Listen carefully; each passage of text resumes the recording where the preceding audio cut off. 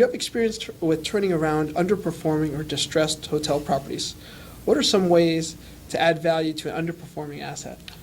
Well, we have done a lot of turnarounds in my life, and that's generally because that's been the investment thesis upon which the companies have operated. And so Northwood Investors actually buys both established hotels and turnaround hotels.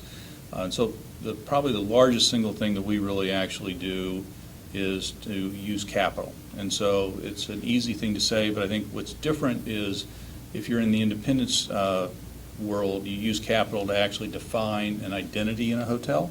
It's not just, do I have new carpet? It's like, how do you bring together something that's a whole that actually makes the hotel have a degree of authenticity? Because I think that's ultimately what makes an independent hotel succeed, is that if it is very authentic as to what the history is or what the area is, people can identify with that.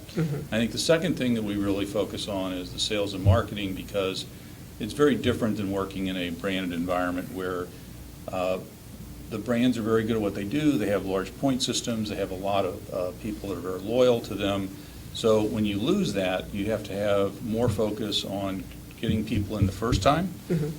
And then you have to do, I think, work harder to get better guest reviews in order to have them want to return.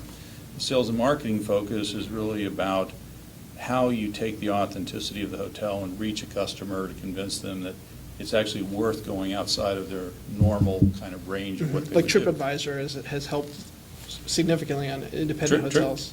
I think what's TripAdvisor and other people have helped, and the internet has helped, that people can go online, they can look visually at what is occurring about a hotel, so they can derive more comfort. And I think that they can get comfort from other people's experiences, both good and bad, as to what they like in a hotel. And I think that's changed the balance of information flow, whereas the brands used to be kind of an assurance of quality. While they still maintain that, the internet and things like TripAdvisor have really evened the field, that allowing a customer to actually figure out what is there. Great. Tell us a little bit about your strategy from a geographical standpoint. What conditions do you look for when considering a potential market or investment opportunity? We love a really high growth market where the assets are heavily undervalued. But since we actually never find that, we generally do probably prioritize actually the market more than we prioritize the actual asset. Most of our growth is in very urban areas as opposed to suburban airport type of areas. And we're also large proponents of resorts, mostly in the drive-to versus the fly-to resorts. And we think those areas will have kind of a demand power over the next several years that we are comfortable with. Within that, I think what you need is an asset that has a certain degree of individuality, that has some attention to it, or something that you can work off of. Granted, in real estate, location kind of trumps everything.